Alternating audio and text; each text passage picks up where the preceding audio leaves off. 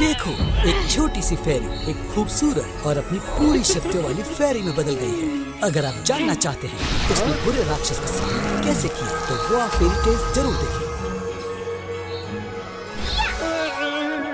एक बार की बात है, इंसानों से बहुत बहुत दूर किसी घाटी में फेरीज की कम्युनिटी रहा करती थी। इस जगह पर जब एक छोटी फेरी एक उम्र तक पहुंच जाती थी, उन्हें एक मैजिकल क्रिएचर मिलता था जो उनकी रक्षा करता था और उन्हें शक्ति देता था। वो दिन एक खास दिन था जिसका इंतजार पूरी फेरी कम्युनिटी को काफी समय से था। ओह, मुझे छोटी फेरी के जन्म का बेसब्री से इंतजार है। सही कहा, ये दिन हर 1000 साल में एक बार आता है। छोटी फेरी यकीनन बहुत सारी शक्तियों के साथ पैदा होगी। सिर्फ यही नहीं, उसके पास एक सबसे ताकतवर क्रिएचर भी होगा। ओह, कितना मजा आएगा। जैसे ही फूल खिला, पूरी फेरी कम्युनिटी उत्सुकता से छोटी फेरी के जन्म का इंतजार करने लगी। फ्लावर क्वीन के साथ सभी लोग फूल के आसपास इकट्ठा हो गए और उसे खिलता हुआ देखने लगे और उस प्यारी खूबसूरत फेरी को दुनिया में आते हुए देखने लगे। मेरी नन्ही सी फेरी, आज से मैं तुम्हें फैनी के नाम से बुलाऊंगी। फैनी पूरी फेरी कम्युनिटी के लाड प्यार और आशाओं के साथ बड़ी हुई। फिर वो 18 साल की हो गई। वो जादुई फूल के पास खड़ी थी और हर कोई उसके मैजिकल क्रिएचर के आने का इंतजार कर रहा था। हालांकि अजीब बात है कि जादुई फूल चमका ही नहीं और उसे अपने पास कोई मैजिकल क्रिएचर नहीं मिला। हर कोई पूरी तरह निराश हो गया और फैनी भी इस बात से उदास हो गई। जहाँ पर उसकी सहेलियाँ फेरी कम्युनिटी की तरक्की में अपने क्रिएचर का इस्तेमाल कर रही थी, वहीं फैनी अपनी सीमित शक्तियों के साथ घाटी के लिए कुछ भी नहीं कर पा रही थी। अपने आप को कमजोर महसूस करते हुए फैनी उदास हो गई और नदी के किनारे बैठकर अपने आप को शांत करने लगी। किस्मत से फेरी वैली में एक नन्हा ड्रैगन जिसका नाम कैली था, वो आया, जो कि ड्रैगन कम्युनिटी का वंशज था। कैली, जो अभी तक एक बड़ा ड्रैगन नहीं बना था, फैनी के जैसा ही अकेला महसूस कर रहा था। वो दोनों दोस्त बन गए और अपने अकेलेपन को दूर करने के लिए साथ में समय बिताने लगे।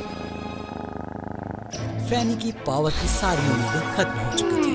फैनी अपनी शक्तियों को उजागर करने के काबिल नहीं हुई है।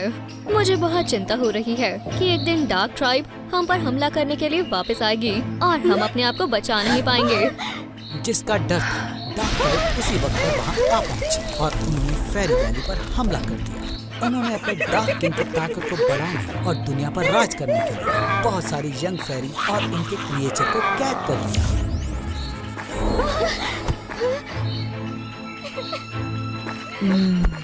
फैनी, तुम्हें जल्द ही यहाँ से उड़कर चले जाना चाहिए। तुम हमारी कम्युनिटी की आखिरी उम्मीद हो, क्योंकि अभी तुम्हारे पास कोई पावर नहीं है, तो राक्षसों का राजा तुम पर ध्यान नहीं देगा। मैं सबको बचाने के लिए क्या करूँ?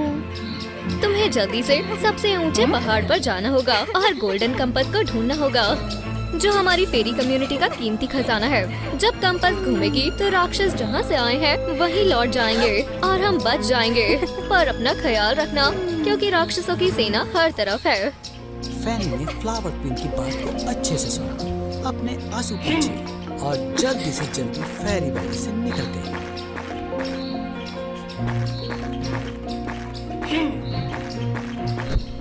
हे भगवान, तुम तो बहुत तेज भाग रही हो।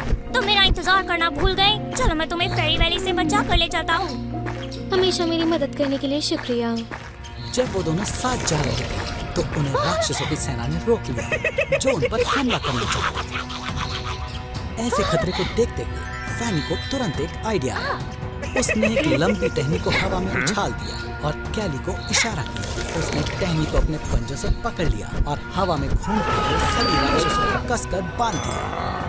उन्हें अच्छे से बांधने के बाद फैनी और कैली जल्दी ही वहाँ से निकल पड़े। वो आगे बढ़ते ही गए। वो चलते रहे जब तक कि वो पहाड़ तक नहीं पहुँच गए। फैनी खतरे की परवाह किए बिना पहाड़ पर चढ़ने लगी। हालांकि जब वो ऊपर चढ़ रही थी, राक्षसों की सेना उसका पीछा करने लगी और उसे रोकने की कोशिश करने लगी। कैली उसकी मदद के लिए जाने लगा, लेकिन एक राक्षस ने उसके पंखों को बुरी तरह से पकड़ लिया। अपने दोस्त को खतरे में देख फैनी बिना किसी हिचकिचाहट के वहाँ से कूद पड़ी और राक्षस को कैली से दूर किया। कैली को बचाने के बाद फैनी का बैलेंस खो गया और वो सीधा नीचे गिरने लगी। जैसे ही वो जमीन पर पहुंचने वाली थी, कैली ने अपने पंख खोले और पूरी तरह फैला लिए। उसने कैली को पकड़ लिया और दोनों को पहाड़ के ऊपर की तरफ ले जाने लगा। जैसे ही वो पहाड़ के ऊपर पहुंचे, दोनों की सांस पूरी तरह फूल चुकी थी। दोनों को एक दूसरे को देखकर तसल्ली और खुशी हुई कि वो मौत के मुंह से बाहर आ गए। जैसे ही वो गुफा के अंदर पहुंचे, उन्हें जहरीले धुएं का सामना करना पड़ा, जिससे उन्हें सांस लेने में बहुत तकलीफ हो रही थी और वो दोनों जमीन पर गिर पड़े। इस जहरीले धुएं में छिपकर राक्षसों की सेना कभी नजर आ रही थी, कभी गायब हो जा रही थी और फैनी और कैली पर हमला करने की कोशिश कर रही थी। सांस न ले पाने के बावजूद छोटे से ड्रैगन कैली ने फैनी को बचाने की कोशिश की। उसने अपनी पूंछ और पंख से राक्षसों पर हमला किया, जिससे वो धुआं और राक्षस वहां से गायब हो गए।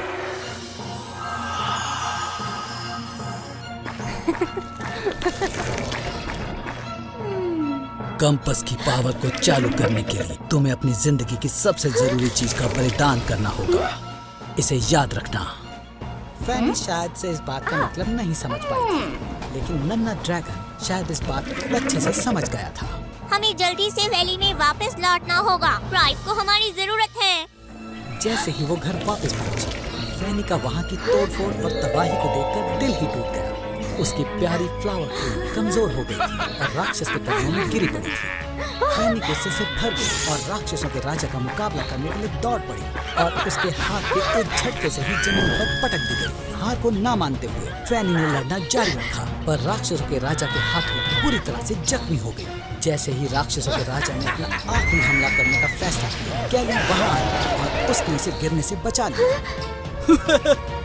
देखो जरा इन दोनों छोटे दोस्तों को एक दूसरे को बचाते हुए, कितने प्यारे हैं। क्या मैं इनमें से एक को ही आगे भेजूं या फिर दोनों को ही एक साथ इनके सफर पर जाने दूं? अगर इतनी बहादुर हो तो आकर मुझसे लड़ो। मेरे दोस्त को छूने की हिम्मत भी मत करना, बुरे राक्षस। बात करने के बाद फैनी ने संघर्ष किया। अपने हाथ में गोल्डन कंपास पकड़े हुए वो कैली के पास भाग कर पहुंची और उसको कसकर पकड़ लिया। फैनी, क्या तुम्हें गुफा की वो आवाज याद है?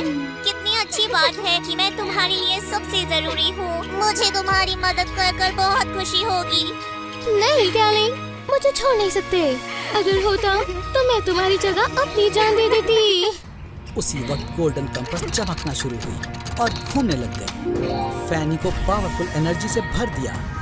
वो अब एक जादुई फेरी में बदल गई और खूबसूरती और ग्रेस से चमकने लगी। इत्तेफाक से स्पिरिट एनिमल्स, जिन्हें पहले राक्षसों के राजा ने कैद कर रखा था, वो भी फैनी की तरफ आ गए और अपनी ताकत उसमें भरने लगे। अपनी नई ताकतों के साथ फैनी आसमान में उड़ी और अपनी ताकत के इस्तेमाल से राक्षसों की सेना को वहीं भेजने लगी जहाँ से वो आई थी और वहाँ उन्हें हमेशा के लिए कैद कर दिया। राक्षसों के राजा को हराने के बाद फैनी कैली के पास जाकर बैठ गई और उसे जोर से गले लगा लिया। अचानक से गोल्डन कंपास हवा में उड़ने लगी और बहुत से टुकड़ों में बट गई।